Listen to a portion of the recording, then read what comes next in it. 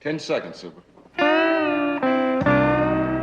Kiss my hot lip. I want you to hold it between your knees. There's never a cop around when you need one. You got a little pretty mouth, ain't you? Well, do you, punk? I'm gonna nail you for picking your feet in Poughkeepsie. This cat chef is a bad mother. Shut your mouth.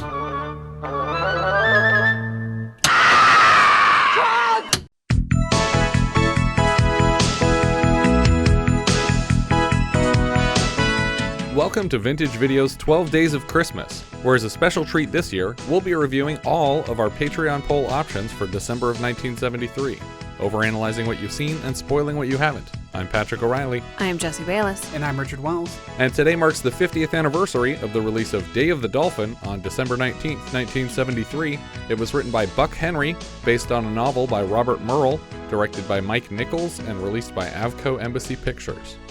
In 1967, French novelist Robert Merle's novel Un animal de raison, which literally translates to An Animal Given Reason, was published. From there, it was adapted into English by Helen Weaver in 1969 and retitled The Day of the Dolphin. And both the French and English language versions play mostly as a satire on the Cold War and have only broad strokes in common with the film story.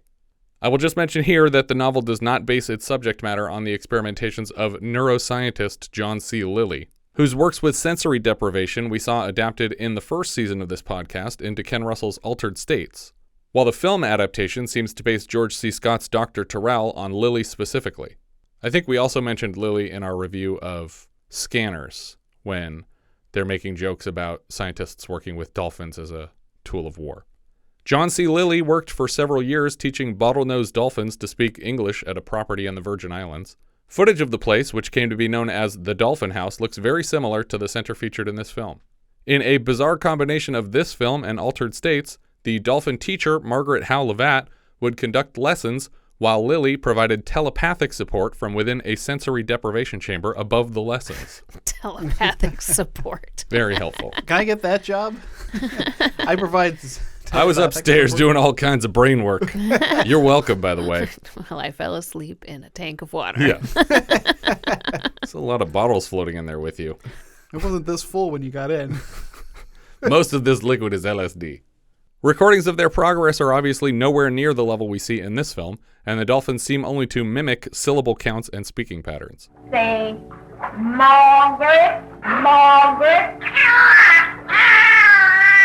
Not very good. Lilly's work was chronicled in his novel Mind of the Dolphin, and he went on to sue eventual distributor Avco Embassy, alleging plagiarism on the part of both the original French novel and subsequent adaptations, and eventually settled out of court for a mere $1,500. Which sounds like his attorney knew he had no case, and any settlement at all would satisfy his allegations that he was owed something for the theft. Lilly's book is fucking weird, though. For starters, Lilly asserts that within his tank he regularly convened with a team of 3 spirits, jointly nicknamed ECHO, an acronym for the Earth Coincidence Control Office. They were the ones who initially advised him to divorce his wife and teach dolphins to talk. So he just fucking did it. Yep. He quit his job and taught dolphins to talk, and people gave him money to do that. Later weirdnesses arose when, after years of isolation with just Peter, the dolphin from their experiments, his instructor, Levatt, seems, from the words of the novel, to have embarked on an unapologetic sexual relationship with the animal. What? The story was recently parodied in an SNL sketch entitled The Dolphin Who Learned to Speak. And then one day I was in the water with Gerald when he got that glassy look in his eye that meant he was having an urge, so to speak. And so I turned to Mary and I said, why don't I just yank him off real quick? Just like that, it just came out. At first I wasn't sure it was ethical, but we had to, for the science. It also managed to come up in Rick and Morty Season 6, Episode 5, The Final Desmithation. Well, butterfly on a corn cob, I see that I've romanticized a wild animal, the same way Margaret Howe did when she jerked off that dolphin in the 1960s. Both she and I assaulted a captive creature, then expected it to be reciprocal. Well, joopity-boop, time to die. I have to assume that early drafts delved deeper into these sordid details because somehow the first director attached was Roman Polanski. He was scouting English locations in August of 1969 when the Manson family broke into his home and murdered his pregnant wife, actress Sharon Tate. Polanski dropped out of the project immediately and was quickly replaced with Franklin J. Schaffner, but producer Joseph Levine, head of distributor Avco Embassy, was not interested in a Schaffner production and bought the rights back from Universal to attach Mike Nichols, with whom he had previously teamed up on The Graduate and Carnal Knowledge, and Nichols had a third picture left on his deal with Levine. Avco Embassy contracted Buck Henry to compose an adaptation for Nichols after the two had previously teamed up on The Graduate and Catch-22. In 1972, George C. Scott and wife Trish Van Devere were announced as co-stars. Scott had worked with director Nichols on stage, but this would be their first film together. But things were off to a rough start when Scott called out sick for the first 3 shoot days. Scott was paid $750,000 for the part, nearly a tenth of the film's $8.5 million budget. Producer Levine has explained that the film's pre-sales for television markets had nearly matched the full budget, and NBC was even considering a television adaptation, which seems crazily similar to Flipper to have ever been a real option. Yeah. Production would take place mostly on Abaco Island in the Bahamas. Buck and Ginger, who play Alpha and Beta, the film's central dolphins, were caught and trained specifically for the film. Despite a poor box office take, the film did land Oscar nominations for music and sound, but lost both.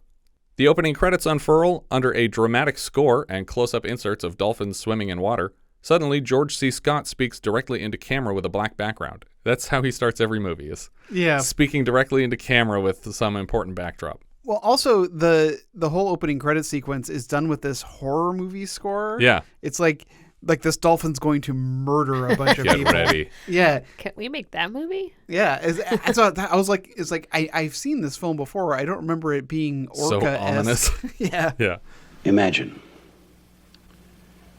Imagine that your life is spent in an environment of total physical sensation, that every one of your senses has been heightened to a level that in a human being might only be described as ecstatic.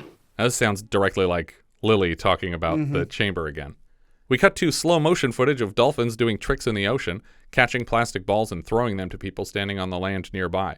Paul Sorvino, as a character we'll come to know as Mahoney, flinches away from the ball and the water with it, but another man catches the ball in midair.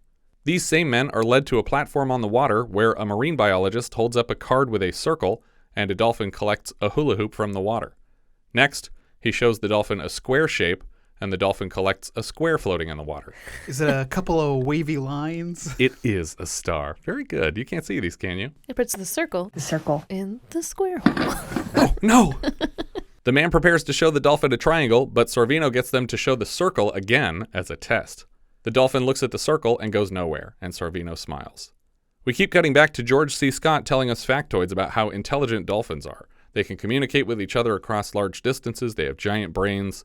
Mahoney is led to a doctor's office with a dolphin on a gurney and all sorts of wires connected to its head, measuring its vital signs. They keep slapping this dolphin, like, as if that's going to comfort it. Yeah. It's like, it's not a dog or a cat. I mean, it's kind of a dog, right? They're doggish. Yeah, but we're George C. Scott just said, imagine every sense of your body being heightened. And they're just like, whap, whap, whap. Imagine if every slap felt like 10 slaps. Oh, yeah. I don't have to imagine it. I'll do it to this dolphin. Let me slap you right on your melon when it gets all the sonar. I'm sure Perfect. I'm sure that rapid sound is what you want to hear. Is this helping you map the room? George C. Scott as Dr. Terrell presents stock footage of a dolphin birth in captivity, the first dolphin birth in captivity. The second the baby is free of its mother, it's pushed to the surface for a first gasp of air. The dolphin, nicknamed Alpha, is played by a dolphin named Buck after screenwriter Buck Henry. Dr. Jake Terrell opens the floor to questions from his audience. Alpha has been nicknamed Fa by most of the crew that work with him. One of the questions seems to cross a line, and Dr. Terrell's answers get defensive. What about the experiments at the military? I don't know anything about the military. But certainly you've heard about the misuse of animals like dolphins that the government is rumored to... Just a moment, please. I'm not a political scientist. My degrees are in biology and zoology and behavioral psychology. The government and I pay very little attention to each other. Dr. Jake Terrell says that he hopes in his experiments with Fa to learn the secrets of dolphin sonar, dolphin language, and the evolutionary benefit of returning to the sea after millennia as a land animal. Another guest asks if dolphins can speak English, and he assumes that whatever this person saw on television was an illusion. Or it is possible that... They were just doing mimicry or something? Well, I guess I don't want to get into spoilers for the film, but it is possible that this was something that was leaked. It's possible, but she said it was on a television broadcast. I feel like they would know if this was leaked. Yeah. As the group leaves the building, Fritz Weaver, as Harold DeMilo, arrives. He asks if he can do anything to help. Jake reminds him that his team is owed grant money, but DeMilo wants answers as to how it will be spent. Jake makes DeMilo's chauffeur drive him to the marina a half hour away. Jake, that's 30 miles in the wrong direction. Tell him to drive fast. I'm in a hurry. Drive fast. He's in a hurry. He jumps into a boat named Erewhon 2. Erewhon being an anagram of nowhere, and likely a reference to Samuel Butler's 19th century novel of the same name about a paradise separated from society. Or a reference to selling vegan water for $30 a bottle. Oh, is that a thing too? I just imagine it as the word everyone with an accent, like, Erewhon, check it out. I got a boat, Erewhon. You've seen those stores though, right? I haven't. Oh, it's like... I'm sure it's a thing. It's super fancy. They're like fancier than Whole Foods, and like everything there costs like $30, $40, $50, $60, but they're just regular groceries. I'm sure theirs is a reference to Day of the Dolphin, though. Probably. This is a small boat, but big enough for a small bed below deck, and Dr. Terrell asks the captain, Mike, played by Edward Herrmann, for a wake-up call when they get back to his foundation. It sounds like there's been some kind of accident back at home, and as he arrives, Jake is upset to hear that Alpha has been left alone in the wake of it. Wake. Water. One marine biologist, Lana, leaves to be with Alpha as Jake follows marine biologist David to see about Maggie's injured leg. Apparently, she was trying to climb out of Alpha's tank, and he bit her and pulled her back into the water. Was he excited? That's what, the third time this week, huh? This is the closest we come in the film version to implying anything sexual with the dolphins, and Maggie jokes that maybe Jake is jealous. I mean, there's subtle undertones later, but this is the first and only spoken reference. And coming up, there's a whole underwater, like the ballet moment. Yeah, it's like, what is happening? She excuses him to check on Fa like she knows he wants to. He excuses all the supervisors in Fa's tank, offering to take over for them. He takes a seat at the edge of the tank, and Alpha swims up to greet him.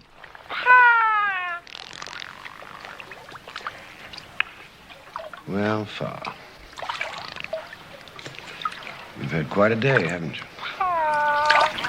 So Jake lied when he suggested to the woman earlier that dolphins are incapable of speaking English.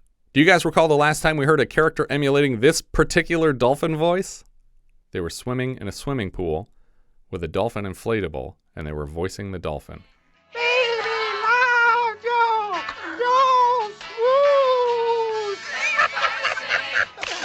I don't know. Night Riders. Oh, really? Man. Yeah. Maggie stands in the doorway of her cabana and looks across the campus to the doors outside Fa's aquarium. The camera pushes through the doors, and inside we see Jake in scuba gear swimming with Fa, and it's very romantic, I'll say. They're just sort of stroking each other. There's a lot of rubbing going on. A lot of wrestling. Wrestling. Not since Beauty and the Beast's tale as old as time. Yeah. This is the equivalent of this. This is like that pillow fight from My Brilliant Career. That's what's going on here. We cut to DeMilo meeting with Mr. Mahoney. Mahoney wants to visit and inspect Jacob Terrell's Marine Biology Center. Mr. DeMilo pretends to be unaware that Mahoney has reached out several times to Jake and been refused visits before. If he is denied access to the facility again, he intends to release an article that would paint their organization in a negative light, in a way that might prevent their continued funding, and some other stuff that we don't see yet. Mr. DeMilo doesn't appreciate being blackmailed, but also doesn't see an alternative to acquiescing. The next morning, Maggie sees a plane fly out over the facility. She seems annoyed by it, but then she's cheered up by eavesdropping on Fa and Jake chatting poolside. She pages him on the intercom to announce their visitor. Jake was trying to get Fa to say hand, but the dolphin wasn't cooperating, so he leaves to see who has arrived. Alpha doesn't want him to go. No, you can't say a simple word like hand. Jake tosses him a treat before leaving. I can't listen to that without laughing. It's also unintentionally funny because later in that SNL sketch, the joke becomes that the dolphin loves getting jerked off so much that hand is one of the only words he can say. Yes, but soon he started to regress, really only doing a few signs, the signs for hand, and now, and who gonna J-me-O. Out on the dock, Jake and Maggie Terrell stand by looking quite disappointed to receive Mr. DeMilo. DeMilo is here, threatening to withdraw the support of the Franklin Foundation to avoid the blowback of whatever Mr. Mahoney is threatening to publish. He demands an explanation for how $200,000 was spent keeping Alpha alive for a single year. Jake takes him to the room, which is filled with recording equipment. He cues up some tapes of recordings of Alpha. As he moves month by month through various reel-to-reels, the language that Alpha is able to master gets more and more complicated. Apparently nobody told Jake that you don't need a separate player for each tape. You can pull these reels off and then make a library. Yeah. It's like he bought 12 boomboxes for his 12 favorite tapes. DeMilo is half listening to the recordings, but mostly distracted by the dolphin out the window in the aquarium beside him. And then the 12 overlapping recordings. Right, yeah. It's like, which one am I supposed to be listening to? Wait, was he really good at the beginning and he sucks now? I have no idea. They're all playing at the same time. By the time he gets to the last reel-to-reel, all the tapes are overlapping, but there's distinct words in the dolphin's vocabulary.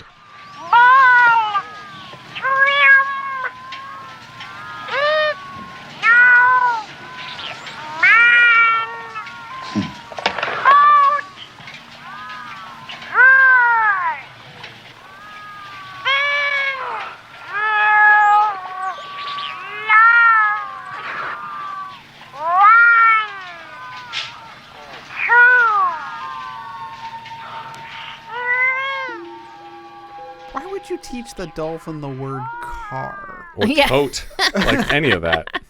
Like, I mean, presumably you would drive him somewhere No, occasionally. they're on an island. Yeah. There probably aren't any cars on this island. They put him on stretchers and take him on boats and maybe take him somewhere else. So maybe boat, they go on a car ride somewhere. So boat makes sense. Yeah, and the boat would probably take them to a car. Otherwise, where are you taking this dolphin? You're not going to take a boat, just float it on into a veterinary clinic. No. I mean, I feel like you would simplify the vocabulary, though, and be like, boat, land boat. Maybe. DeMilo looks on the verge of pissed off because he thinks he's being fucked with, and he might assume that they're scamming the Foundation out of $200,000.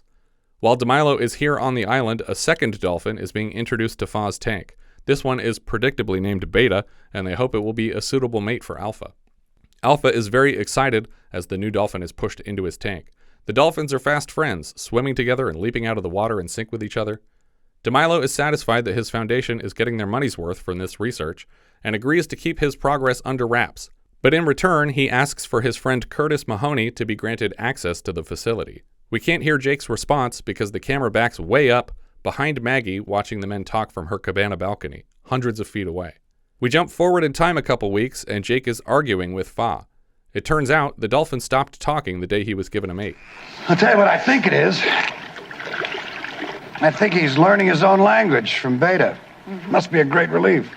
We cut to Mike on his boat ferrying Mahoney to the center. Mahoney looks fairly seasick, but Mike doesn't have a good guess as far as how much longer it will be. This reminds me of when we're bringing the attorney to Jurassic Park. Oh, yeah. And people are just not caring how nauseous he looks everywhere. Jake spends all day investigating Fa's tank for issues that might be affecting his speech. He's informed that Mr. Mahoney is arriving now, and he orders Alpha and Beta to be transferred to a holding tank during the visit. They will be kept secret for Mr. Mahoney, but he was present for Jake's lecture about dolphin intelligence, and Mahoney wants to meet Alpha. Jake points him to a different dolphin and claims it's Alpha, and the dolphin splashes Mahoney. We get an interesting shot in the special building with Alpha's tank. David tells Mr. Mahoney that soon they can move some dolphins in here, but we're seeing this conversation from the POV of the shelves that were previously crowded with reel-to-reel tape decks. So all that equipment has been moved out of the room to complete the illusion. Mahoney speaks with Lana, one of the marine biologists, about the fake Alpha and asks how he got a bite on his dorsal fin. She blames a shark, and Mahoney reminds her that this dolphin was born in captivity and has never been in the open ocean. David interrupts the conversation to assure him that it's not a bite mark and just an injury from when he jumped out of the tank once. That happened before Lana was working at the center, so she is mistaken. Crisis averted. In the middle of the night, we see a technician named Maryanne has been left in the special building to observe the empty aquarium, and she notices someone trying to open the door. She phones Jake's room to verify it isn't him and lets Maggie know that someone's trying to break into the building. Jake is asleep, but Maggie comes to investigate. Nothing else happens that night, and in the morning, Mahoney is sent on his way again. Do we ever figure out who this was? It was either Mahoney or his partner. Okay, so it is Mahoney trying to get more information. It could be that they gave Mahoney a room here, and so his partner is doing things while he's staying still so they don't suspect him. Alpha is moved back into the special tank, and Jake closes the hatch between the tanks to prevent both dolphins from moving together. It pains everyone to see the dolphins waiting on either side of the gate for access to each other. Jake sociopathically asks Fa what he wants, basically demanding the dolphin to speak again if he wants his wife back. Fa is quickly riled up, and Maggie worries aloud that Alpha will jump into the other tank. Jake assures her that he's unable to make that jump, and Alpha swims laps around the tank, bashing his tail against the gate as hard as he can. Each swat seems to pain Jake physically, because he doesn't want to hurt these creatures. Not physically, anyway. Traumatizing them emotionally, that's totally fine. Hours later, Alpha is still banging hard on the door every few seconds, and the thumping can be heard all around the island. That night, Jake sleeps on a blanket beside Alpha's tank. In the middle of the night, he awakens to Alpha speaking English again.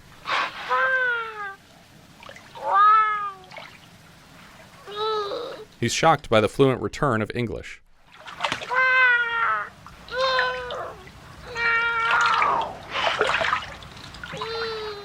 Jake rushes to lift the gate between them and reward Fa with access to his mate. The dolphins celebrate with more synchronized flips through the air. Triumphant music scores the reunion. The next night, a party is thrown to celebrate their successes, and Jake is presented with a giant dolphin-shaped cake with a candle in it. It looks to be molded out of tuna meat or something. I can't tell what the hell this is. This looks like something you would see in a Fancy Feast commercial. Yeah, I was going to say, it looks like it's made of cat food. It really does. It's so gross. And why would you... I always question cakes that are modeled after things that you wouldn't eat. Yeah, that is weird. Like, it's like, oh, we made this cake that looks like a puppy. It's in like, the shape of the dolphin, we would be horrifically objected to. Well, eating. I wasn't sure if this was for the people to eat or for the dolphins to eat. Well, we don't see anybody eat it, so who knows? I wouldn't eat it. Yeah. Maybe it was just a sculpture. Just a meat sculpture. As is our tradition on this island. Every time something good happens, we make a sculpture of meat and we put it in the museum. Yeah. It's her favorite medium to work with. Yeah. It's just meat. Medium rare. The next day, one of the biologists does a quick dive to check on a tank connected to ocean water. There's one loose section of the iron wall, but he tightened it. He doesn't think it's a big enough section for a shark to get in, though. Foreshadowing. No, not really. There's no sharks in there. Jake gets a call from Mr. DeMilo at the Foundation. It turns out Mahoney knows about both dolphins that they hid, and he intends to publish a story about all his findings here. How in hell did he find out? We don't know. But you can imagine how, well, disappointed the people of the Foundation are that we kept them in the dark, too. Oh, boy. Knowing what we know so far, the obvious answer would be that DeMilo, the only man outside who just learned the full extent of their program, obviously told this dude, who just strong-armed him into a tour in the first place. That's not the case, but that's what it should be obvious to them that DeMilo told him, because that's the only person who just found out. I guess that's what that is probably what he should be thinking, but I don't. Knowing what we know about who is behind this, the problems at the end of the film, why does DeMilo call them and tell them anything about Mahoney? Because he wants them to make a statement first, so that the Foundation doesn't look bad. Okay. I understand the logic of it going forward. Like, again, like try not to spoil from DeMilo's perspective, though. Yes, he would say, "This guy called me and he said he knows everything and he's going to report it." Because I think that's a lie. Okay. That I think that is a 100% he just has suspicions, but he has a connection that he's getting the information from.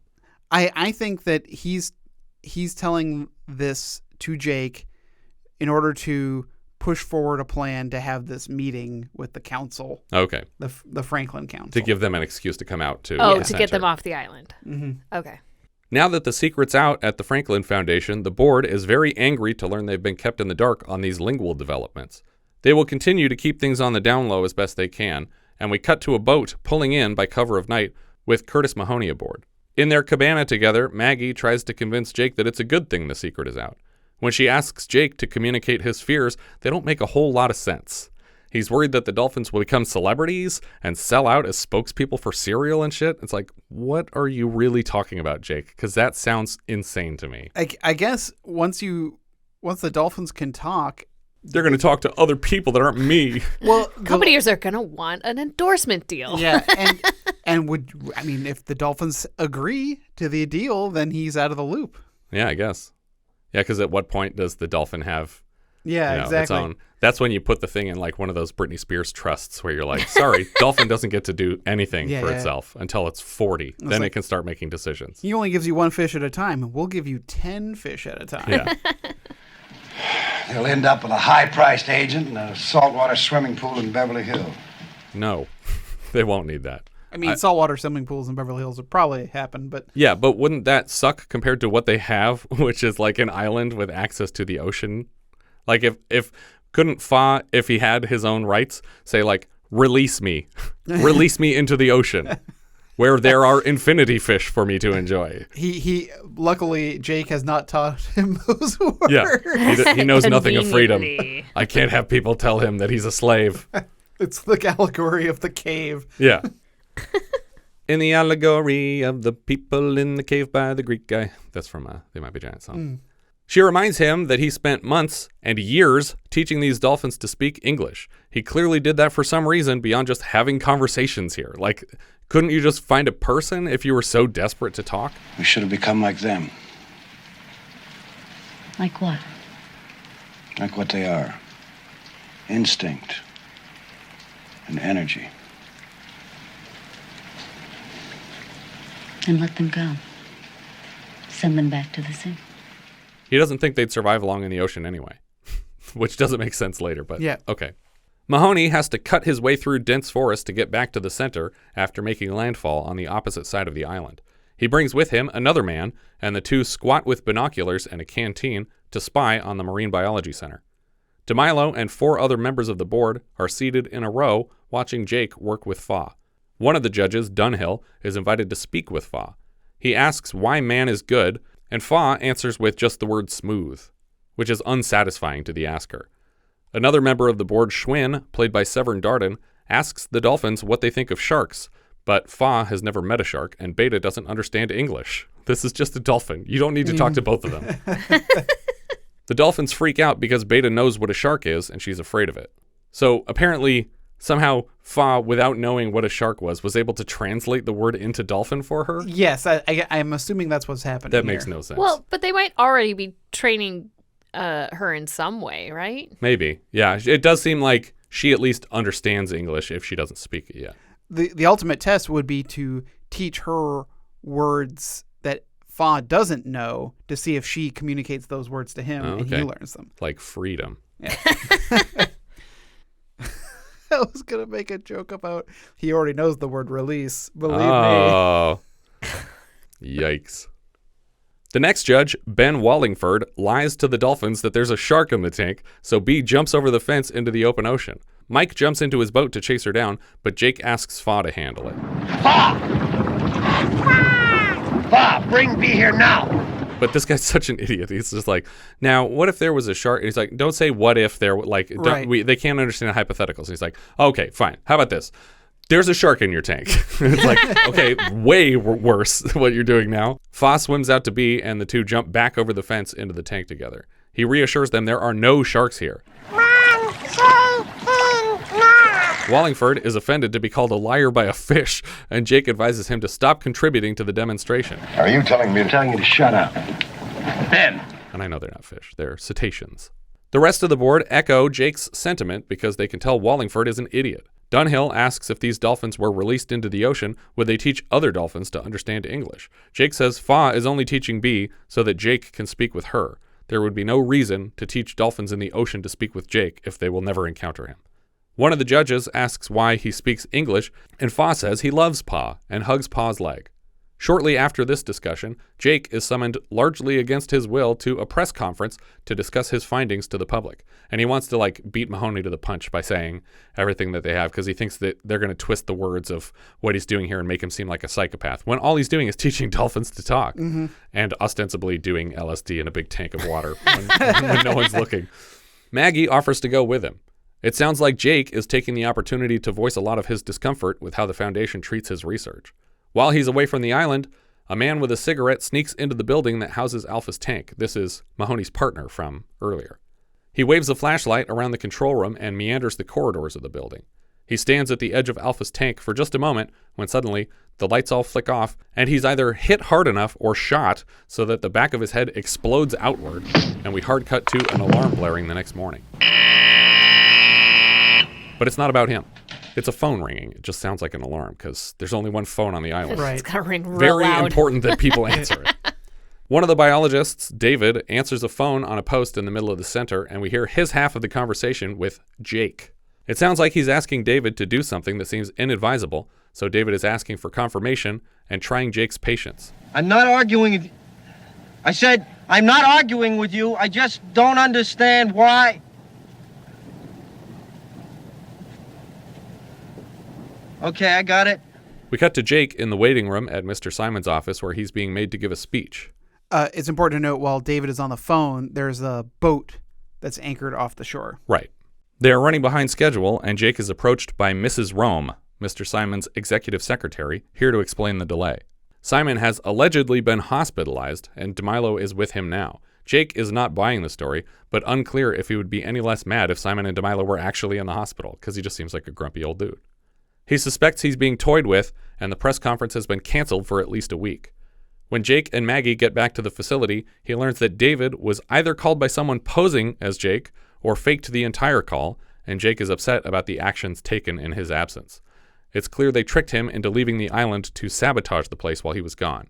Evidently, Alpha and Beta were both placed on stretchers and loaded onto a stranger's boat. The Dolphins didn't protest the move because they were told that Pa was on the boat, which was David's idea, which is not good for David. The biologists who realize they have now been duped are sobbing, explaining themselves. Suddenly, Mike appears in the doorway with a cardboard sign that reads, "Don't say anything." Mike is joined in the doorway by Mahoney, and Jake's eyes go red. He charges across the room, and Mike silently stops him, but it looks like he's just about to murder this guy. Yeah. They pantomime to Jake that they must communicate covertly as a third party is recording them. Out loud, they admit there's nothing to be done tonight, and Mahoney follows a bug finder to a radio in a desk. He points out a listening device, and Maggie suggests they go for a walk to calm down. So this is always a trope that I hate. What? I hate when you find a bug in a device and then you start grabbing it. Yes. Well, it's like, you know what they're hearing on the other end? They're hearing you grab that. Yeah. Right? But maybe if he's only touching the wire, it wouldn't actually affect it that much. But he has to pick up the box, which is you're going to. But if it's still wired to the microphone, presumably the microphone is in the speaker face of that piece of radio equipment, right? But he has to pick it up. Yeah. So you're gonna hear something. Then but if they're all talking like, I guess there's nothing we could do tonight at the same time, then you might think, someone's just resting their foot on the box. I suppose. But I always get mad. Don't handle the live mic if you don't want people to know you found it. Out on the beach, they sit at a table, and Mahoney explains that the Foundation have been recording their work for 6 months. So this is the first we're learning that there are 3 parties at play. There's the Foundation, there is Jake and his people and the Dolphins, and then there is Mahoney is actually working undercover for some sort of a government organization. We never dial into that specifically. It's sort of implied that it's like an FBI CIA situation. It wouldn't be CIA if it's domestic. Well, he never says an agency specifically. And the fact that he doesn't know a key piece of information later makes me even more in the dark of where. It makes me think that he's involved specifically with the executive branch, like maybe Secret Service even. But then wouldn't he know? You would think he would be jumping to that conclusion much sooner. Yes. But the Foundation is aware of everything they've accomplished here, and they've known it the whole time. They were pretending to be mad that they were just let in on it. So that's why I think the whole council, he's like, oh, Mahoney's going to publish, because he's never going to publish. And he doesn't even know the stuff yet. Yeah, and but he was never going to publish anything because he's not actually... He's not a journalist. Yeah. So... but he could publish something, even if he's not a journalist. He could. But it would be counterintuitive to his motivation here. Right. So, so that's why I believe that DeMilo fabricated that just so he could get the council there and as a proof of concept of what they want to accomplish. Right. Mahoney then informs them that David isn't who he says he was. His name's not David. It's William. C for Charles, Conklin. Trained in the Navy as a demolitions man. Apparently David, or William Conklin, was arrested for heroin smuggling, and the Franklin Foundation were able to get him out and placed at this facility. He was sentenced for something like 8 years, and they got him out in under a year, which is a huge reduced sentence. But, I guess my questions are, when did all of that happen? Because... he's been at the facility for about 3 years. Yeah, so So why did they put him in place that long ago? They're playing the long game. Yeah, I guess. I think this has been their plan from the start. It also seems like there are teams working on dolphin training all over the place. Because in the beginning, when we saw Mahoney doing tours of like dolphin exercises, those were not Jake's team and his men. Right. He was going to other dolphin trainers for some reason, and then he went and listened to Jake's speech and got specifically interested in this center. But presumably David's been feeding them information for years. So whose team is David on, though? Is he's feeding information to this undercover agent and he's working for the Foundation? No, I think he's just working for the Foundation. Okay, then who gave Mahoney all this information? Or he's just in a position to know it by nature of the intelligence agencies? Yeah, I think that he's just been okay. doing his homework. Even though Mahoney seems to know the party responsible for today's dolphin napping, he has no clue as to a motive, and it might not even be illegal, since the dolphins were technically paid for by the Foundation. Jake is astonished to learn that David might have connections that would shave years off his jail sentence, and Mahoney points out that this goes higher up the food chain than any of them are grasping. You might call them a part of the government. Well, what government do you work for? What government have you got? What the hell is that supposed to mean? Which I think maybe he's even higher up than a specific country's government, and he works like he works for Interpol? Interpol or I guess Interpol would be the highest like police group. Maggie asks how Mahoney went about strong-arming the Foundation into a tour of the place if they're so powerful, and he explains that he stumbled upon David's origin story, which they knew could mess everything up and potentially drive Jake to shut things down. He also blackmailed DeMilo with proof of a homosexual relationship that would have destroyed his family. And then Maggie tries to make him seem like a jerk, like, how do you sleep with yourself at night? And he's like, this guy's cheating on his wife. Yeah. Like, what are you talking about? I'm not just outing him for being gay. I'm outing him for cheating on his wife and family. Just then, a phone rings, and DeMilo's voice tells him that the dolphins will be returned unharmed if they promise not to intervene in whatever's going on. Don't leave the island, Jake. You understand? Of course, Jake doesn't even bother to hang up the phone before loudly announcing plans to leave immediately. I think he wants him to hear it, too. Mm-hmm. He's like, okay, I won't leave the island. Hey, we're leaving the island now. Yeah, I was just kidding when I said that to them. Bye. Mike! Get the boat ready! He tells Mahoney, report it to the press, but he doesn't think that'll go so well. You're going to call the New York Times and tell them that a group of respectable businessmen stole some talking dolphins from you? Something like that. Why not? Are you prepared to give your interview in a padded cell? We have tapes of Alpha speaking. You want to bet? They double-check Alpha's building, and just as Mahoney predicted, the equipment has been sabotaged. All my tapes are missing. John Travolta again.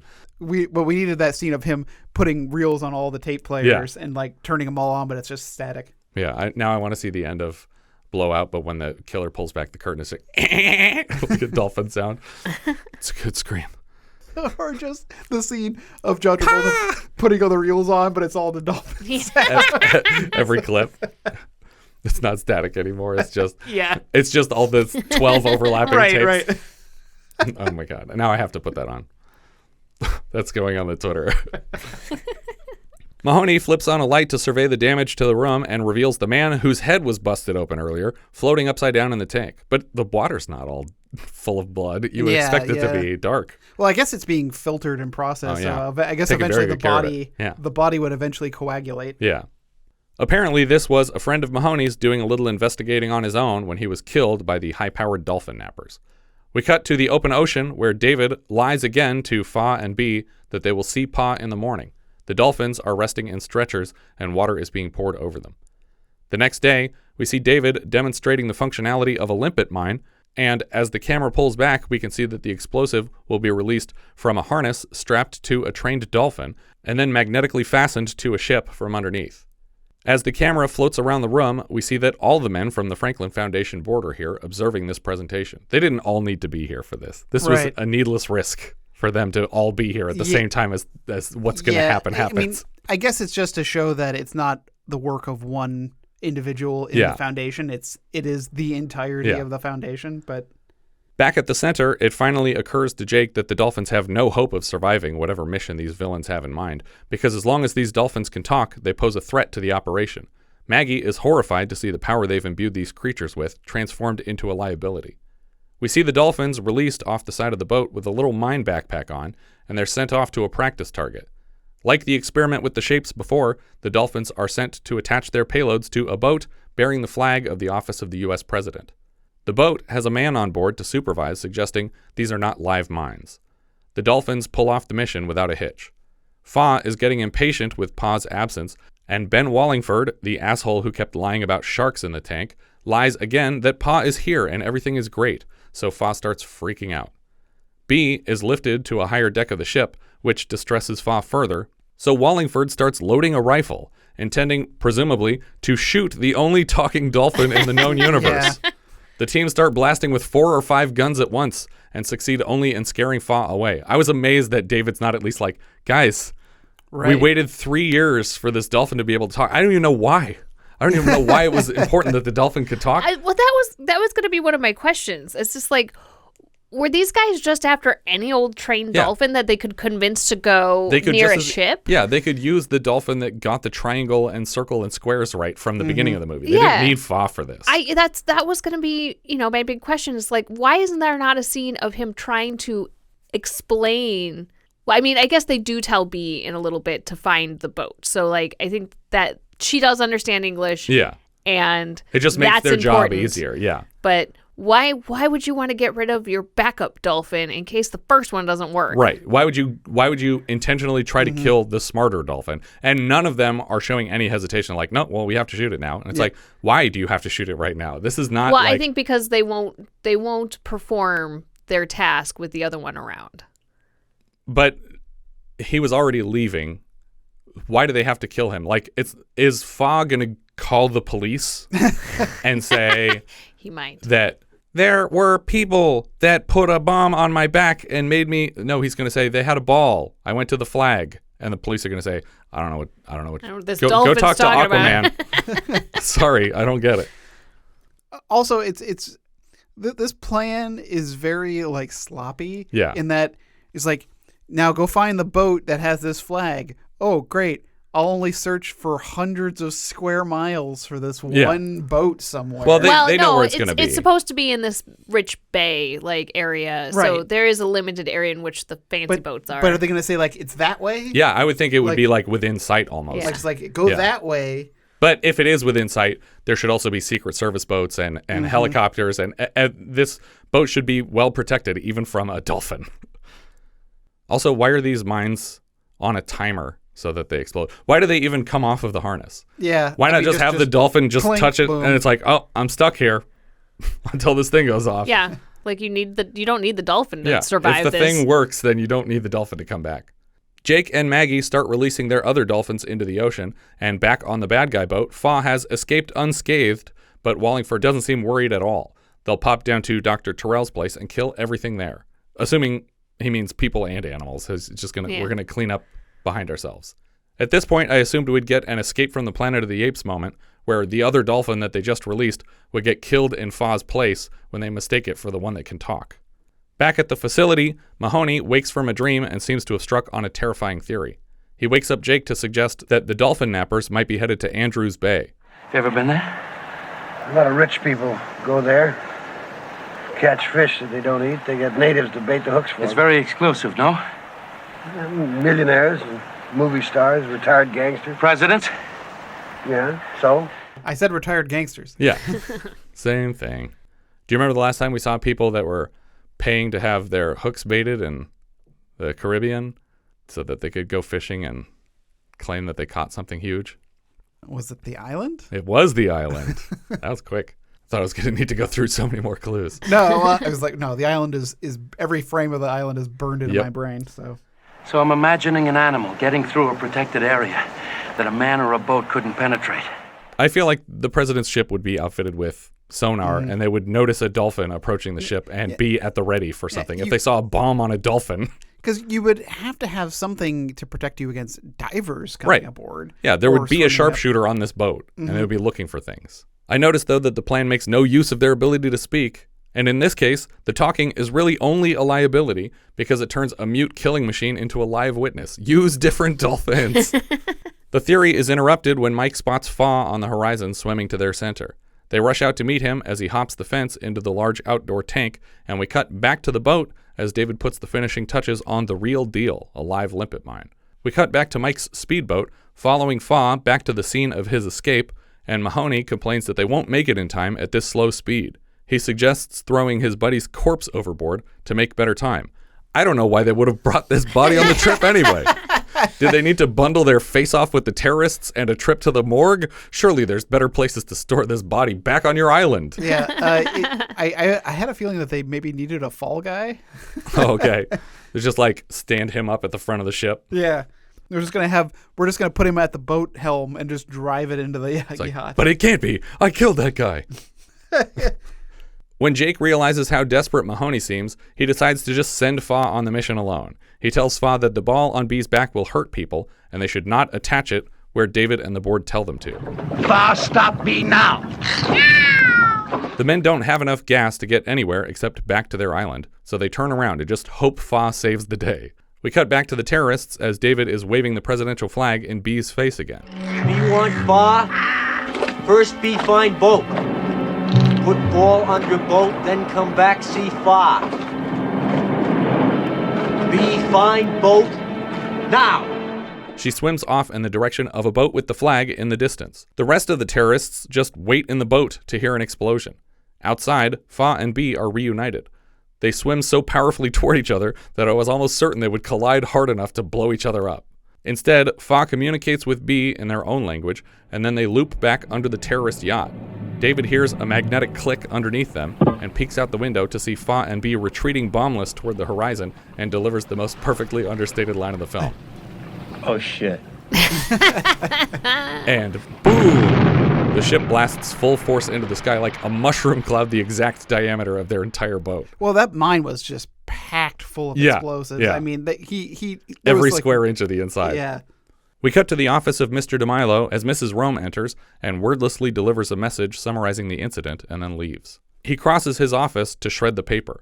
We cut to the Marine Biology Center where a trash... Wait. Explain that section again. Yeah. She brings the paper in and says... Where did this paper come from? I'm assuming the Coast Guard or somebody. There was an explosion. Secret Service heard an explosion. They went to investigate. Coast Guard was called. There was a bomb exploded this boat. They contacted the foundation that owns the boat. But the shredding of it wouldn't matter. The timeline of this, because it's intercut with Fa getting back to the island. Right, yeah, no. The timing is probably weird. It seems like it's an immediate notice. And I'm like, how did anybody know that this boat that is completely obliterated belonged to the foundation and that they are telling them now via a fax that this boat blew up with their buddies on it? Yeah, and I don't know if this is like a fax from the Coast Guard specifically or what it is. Well, to me, the only reason to shred it would be, oh, this is evidence, I have to get rid of it. Yeah. But if it came from a government agency, they're going to have copies and documentation. So you shredding it doesn't mean anything. So it feels like somebody else within their organization sent knew that the boat blew up somehow. And I don't know how that's possible. The SS Minnow has been demolished. And he's like, well, that's really fucking incriminating. And he just shredded it. Mm-hmm. We cut to the Marine Biology Center where a trash can full of documents are also being burned because he wants to erase all evidence of his talking dolphin. But he doesn't know where those tapes went. I mean, would they be on the yacht? Maybe.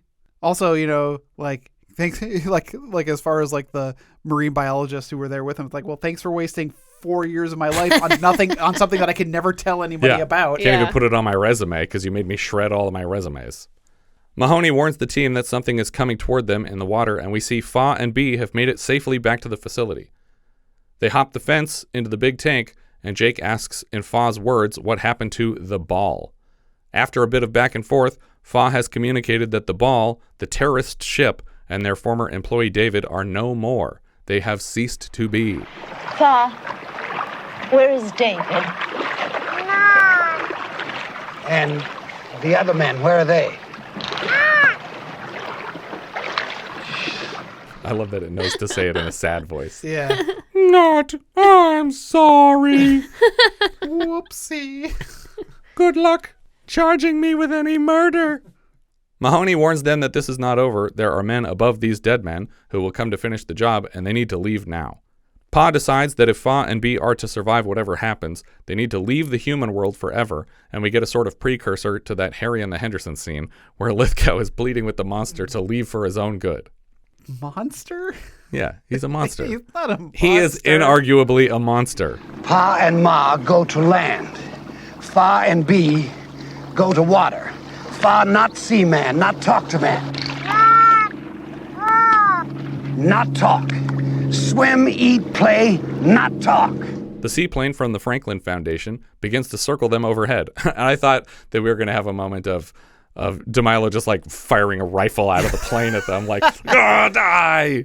Well, and like it's like Mahoney keeps saying we need to go, and then Mahoney just goes, "All right, goodbye, I'm leaving." He's like, where are you going to go? It's like, I don't know. There's no more lines.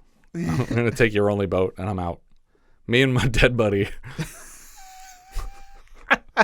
He's still on the boat. The Dolphins tell Pa that they love him, and he forcefully shoves them away. No. No light. Pa is not. The Dolphins call to them again from the ocean as Jake and Maggie pace the beach together, and they struggle not to respond. They sit in the shade of nearby trees and reflect on all that's happened as the picture dips to white and then back to black for credits. The end. Are they waiting for death? I think so. Because there's like a death squad coming, maybe. But isn't there also the full force of the U.S. military coming to respond to an apparent threat on the president's life? Why was there a bomb on a ship within sight of the president? I was going to say, I don't know that they know that there was a threat on the president's I feel life. like it would be very clear to them when they hear a bomb go off that close that it was a failed assassination attempt. And you would think the radio phone on the island is compromised. So Mahoney can't call in to whoever he works for to check in and say, this is what's been going on. Yeah, because the radios none of them are are safe. None of them are safe. Even if they leave this island, they can be hunted wherever they go. Yeah, and Fa and B can probably be hunted too. If this foundation is just like, we got to kill everybody that knows anything, that could... There's a lot of dead dolphins just show up on the next It's going to be the shores. cove here, and it's just going to be a mess. But yeah, that's Day of the Dolphin. I actually really love it. I love that something this crazy actually got made. Because when I looked into it, I was like, Day of the Dolphin, that sounds like so corny. That sounds like people training dolphins to murder the president or something. But it's got George C. Scott, so it must just be like a code name for some important military mission. You look it up. Oh no, it's a scientist trains dolphins to kill the president. What the fuck? It's so absurd, but they play it so straight. And you're like, okay, so Avco did it. So is this what? Some like low budget crazy horror director. It's like, what? The director of The Graduate and Catch-22 directed this dolphin assassin movie? What is going on? I know it's not really important why they wanted the president dead, but the president, by the way, was Nixon at the time. So Dr. Jake Terrell is the bad guy in this movie. We should have killed him. That's what I'm saying. But he resigned within a year, so it doesn't really matter. I like this movie. I don't know if I love it. I think it's an interesting watch because of just the dolphin voice. Growing up with Sequest. Yeah. And hearing Roy Scheider. And it was I think the dolphin's name was Darwin.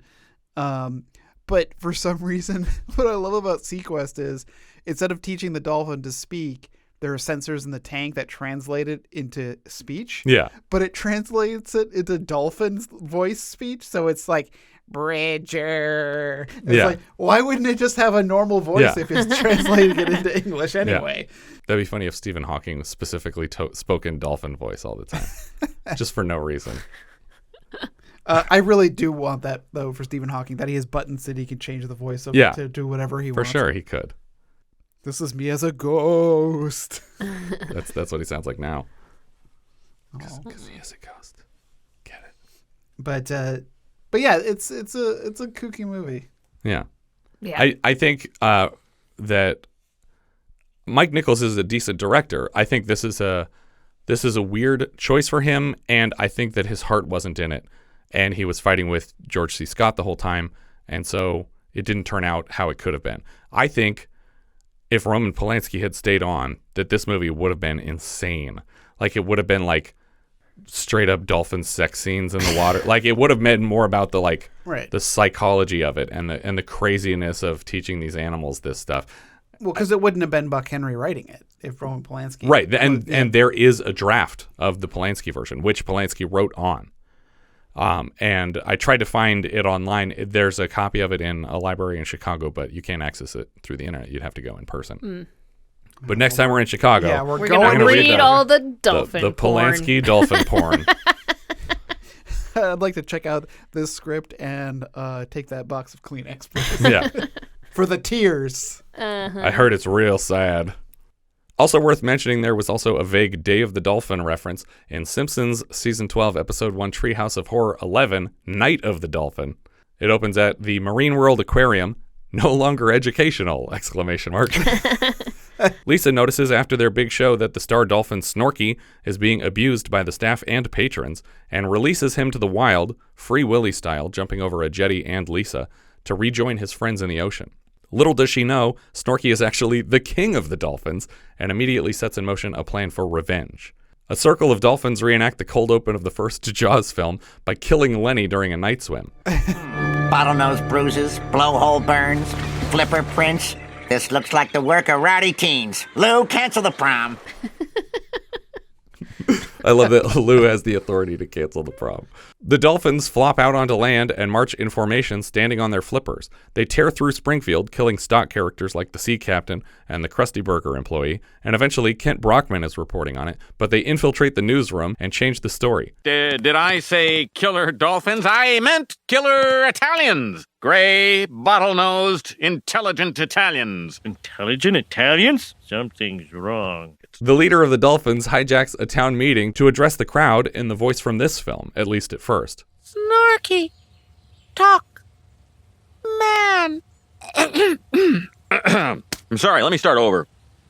Eons ago, dolphins lived on the land. What did he say? He said dolphins used to live on the land. What?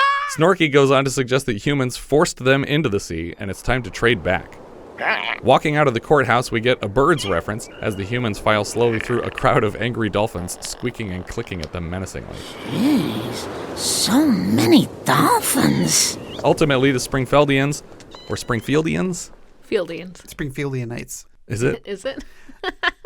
So I remember Springfieldianite specifically from Bart's Comet. Okay. Marge is reading the article. A young Springfieldianite has discovered a new comet to be known as the Bart Simpson Comet. Ultimately, the Springfieldianites and the Dolphins face off in the middle of the town square, and as is often the case in these Halloween specials, the good guys lose and things don't go back to normal. The Simpsons float on their couch in the open ocean. Well, you gotta hand it to those dolphins. They just wanted it more. Yeah, that's Night of the Dolphin, so that pairs nicely with Day of the Dolphin. It's great. Our director here was Mike Nichols. He got his start doing stand-up with Elaine May. Before this, he directed Who's Afraid of Virginia Woolf, The Graduate, and so far on the show, Catch-22. He also directed Carnal Knowledge, Silkwood, Working Girl, The Birdcage, Closer, and his last credit was for Charlie Wilson's War. The writer here was Buck Henry. According to contemporaneous publicity materials, screenwriter Buck Henry provides the voices of the dolphins when they speak human words, though it seems likely that the voice was actually provided by actor Robert Lydiard, uncredited. So I think they were just being like more star power and like, oh, Buck Henry, who you like from TV, he did this thing. And because he created Get Smart and people like him. But it turns out I don't think he did the voice because it doesn't sound like Buck Henry at all. But Robert Lydiard was actually with Edward Herrmann in The Paper Chase. He was another member of the study group. We've discussed Buck's work as the writer of and actor in our Patreon review of Catch-22 and later writer, director, and actor in First Family. I actually think my favorite line from Catch-22 is one that Buck Henry delivers when Orson Welles is getting really pissed off at Richard Benjamin. And he's like, what is that man's name? And then Martin Balsam's like, Danby, sir. And then Buck Henry leans in deep focus in the foreground and the camera's like right up against his face. And he's like, D-A-N-B-Y. Like, make sure you know who it is. And he's like, have that man shot. He's like, yes, sir. No, you can't do that. Buck is probably best known for Get Smart, which was adapted into the 1980s film The Nude Bomb without his involvement.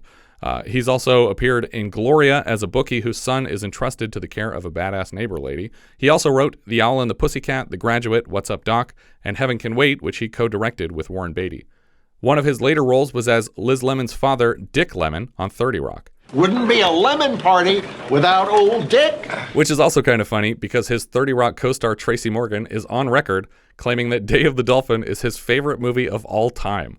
which he brought up completely out of nowhere in the middle of an interview with Conan O'Brien. My favorite movie is Day of the Dolphins. I just wanted to say that. Was that the Gentleman's Intermission? Is that with Liz Lemon's dad? Is that what he... Yeah. Mm-hmm. There's also, I'm just remembering now, a scene in some 30 Rock episode where someone asks him a question about a word if it's a slur, and he knows like the country of origin and that it's a slur for black people because he said he intentionally memorized every possible slur from black people in every language, and he goes through a bunch of them, and one of the languages is dolphin. The novel here came from Robert Merle. I didn't recognize anything else that he had adaptations on IMDb. The music was from Georges Delarue. He has mostly French titles, including Jean-Luc Godard's Contempt. So far on the show, he also composed Day of the Jackal, the same year as Day of the Dolphin. Later, he scores Platoon, Biloxi Blues, Twins, Steel Magnolias, and Joe vs. the Volcano, among many others. The cinematographer here was William A. Fraker. He previously DP'd Rosemary's Baby, Bullet, and Paint Your Wagon. It seems like there's some holdovers from the Roman Polanski. Like, right, you got a European composer. And, a lot of French team and Fraker here from Rosemary. Later, he lights Gator, Exorcist II, The Heretic, Heaven Can Wait, 1941, and so far on the show, Hollywood Nights and Sharky's Machine. Next season, he's back for Best Little Whorehouse in Texas. Later, he lights War Games, Space Camp, Memoirs of an Invisible Man, Tombstone, Street Fighter, and Vegas Vacation, among many others. The editor here was Sam Osteen. He previously cut Who's Afraid of Virginia Woolf, Cool Hand Luke, The Graduate, Rosemary's Baby, Catch-22, Carnal Knowledge. After this, he cuts Chinatown, Amityville 2, Working Girl, Regarding Henry, and Wolf. George C. Scott played Jake Terrell. We had him as John Russell in The Changeling and Barney Kane in The Formula last season.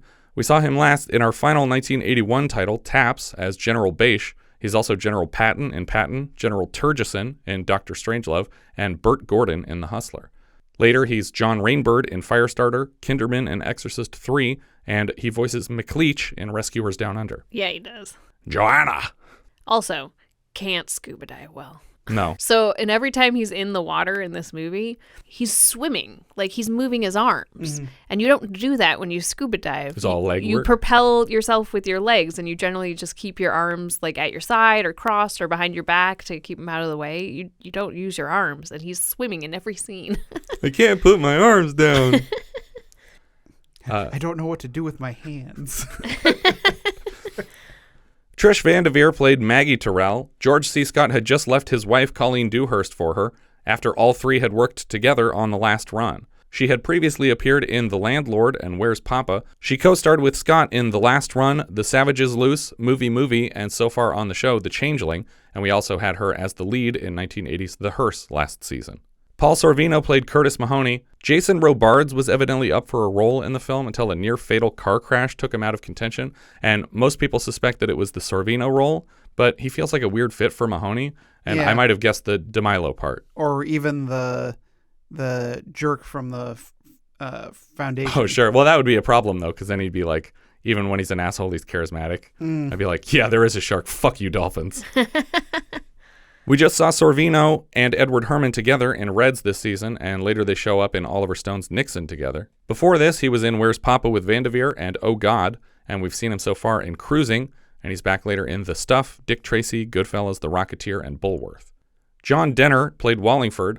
We saw him last as Henry Wheelock in The Boys from Brazil, but he has credits back to the early 40s doing voices in Mickey Mouse cartoons. We saw him as Brigadier General George in Dirty Dingus McGee and a senator in Nothing Personal.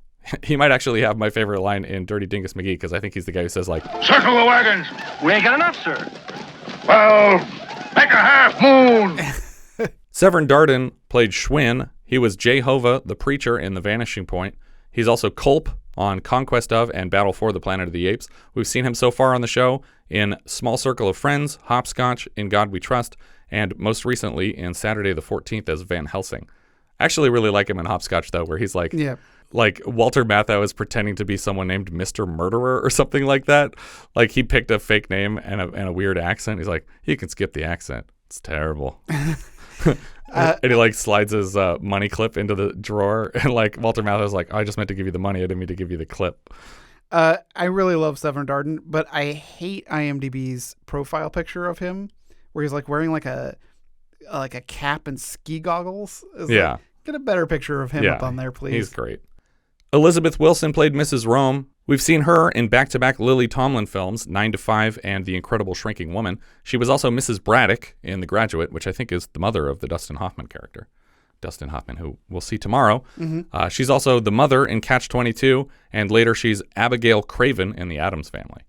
That's the woman who's trying to pass off Fester as himself. Edward Herrmann played Mike. His first credit was in October's Patreon winner, The Paper Chase. He also shows up in The Great Gatsby, and so far this season he was Harry in Harry's War, and he was in Reds. Next season he's FDR in Annie, and later he's Henry in Purple Rose of Cairo, Brown in Man with One Red Shoe, Max in The Lost Boys. He's Richie Rich's dad in that movie, and he's also Richard Gilmore in 154 episodes of The Gilmore Girls. Leslie Charleson played Maryanne. She's certainly best known as Dr. Monica Quartermine in nearly 1,400 episodes of Port Charles and General Hospital. Victoria Racimo played Lana. We saw her first as Charlton Heston's love interest, Running Moon, in The Mountain Men. Later, she's Nurse St. Cloud in Ernest Goes to Camp. John David Carson played Larry. Larry? Which one's Larry? Yeah, Larry. I think he was one of the other bad guys on the boat. Must have been. He previously appeared in The Savages Loose with Scott and Van Devere. Florence Stanley played Women's Club. That's one of the people asking questions at the beginning of the film. She's a waitress in a Goofy movie, and she directed 5 episodes of My Two Dads, on which she also appeared in 60 episodes as Judge Wilbur. Pat England played another Women's Club member. She was the step-niece of Jack Albertson, sister of Cloris Leachman, and daughter of screenwriter Ken England, but I didn't recognize any of her other credits, just relatives. Fritz Weaver played Harold DeMilo. We saw him this season as Julie Christie's husband in Demon Seed. We'll see him next in Creepshow and Jaws of Satan. Buck played Alpha. IMDb trivia says, trivia, is a dolphin. Thanks. He's named after writer Buck Henry. Alpha actually won Best Animal Actor in the 24th Patsy Awards. Patsy stands for Picture Animal Top Star of the Year. I'm going to guess that they picked the letters first. Ginger played Beta. She's named after Ginger Rogers. And after their scenes had wrapped, Buck and Ginger actually escaped their tank and never returned. So they were wrapped on the Dolphins already. There was only one day of shooting left, but they weren't in any of the scenes. And they were like, oh, the Dolphins got out. It's like, should we look for them? That seems expensive. So they just recycled them back to where they found them. But we're in the middle of Los Angeles. Where did they go?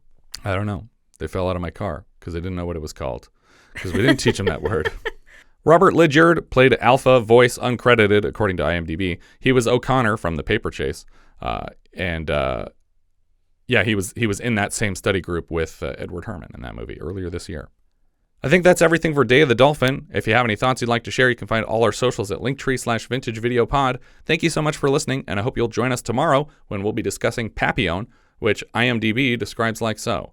A French convict in the 1930s befriends a fellow criminal as the two of them begin serving their sentences in the South American penal colony on Devil's Island, which inspires the man to plot his escape. We leave you now with the trailer for Papillon. The Man. We were talking about two guys the whole time, and it inspired the man to escape. We leave you now with the trailer for Papillon. You know, in defense, Steve McQueen is the man. That's true. He is the titular man of Papillon, because he's Papillon. As close to the edge as you can safely put it. Oh, back up a foot. All right, there. Yes, sir. Don't forget your arc, Tom. A little bit to your right, Jimmy. Hold up. Let me know when you're in, Mike. Stand by. Ready to roll. Ready. Here we go. First team. Quiet, please. Roll cameras. Action.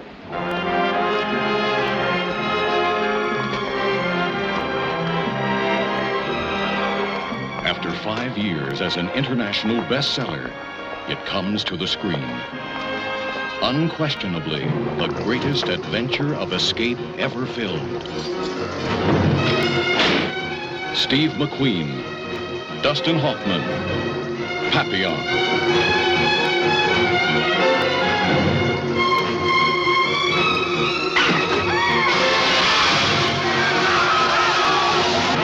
You keep me alive until we land in Guyana, and I'll underwrite any escape you care to arrange.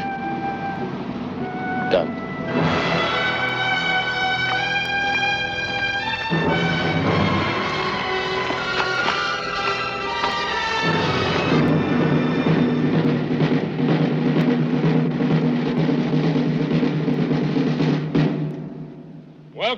the penal colony of French Guiana. Hey! Oh!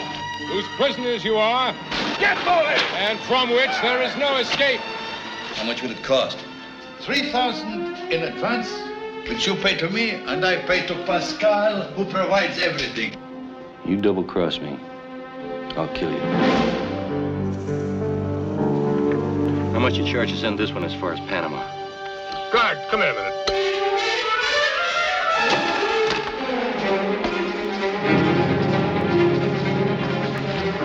Steve McQueen, Dustin Hoffman. Two men with nothing in common but a will to live and a place to die. It's up to you. You're worth just as much dead as you are alive. We make no pretense at rehabilitation here. We're not priests, we're processors. A meat packer processes live animals into edible ones. We process dangerous men into harmless ones. This we accomplish by breaking them. What do you think? Did he make it or didn't he? Oh, I say his chances are very poor, wouldn't you? Is that all you've got to say? What do you expect me to say? That man risked his life to save mine. The ordeals of prison. I want that name, and I want it now. Then you'll die. The dreams of freedom.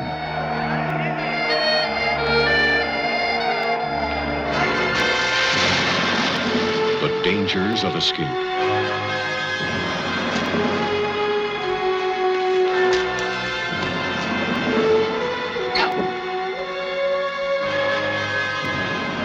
Steve McQueen, Dustin Hoffman, Papillon. The greatest adventure of escape ever filmed.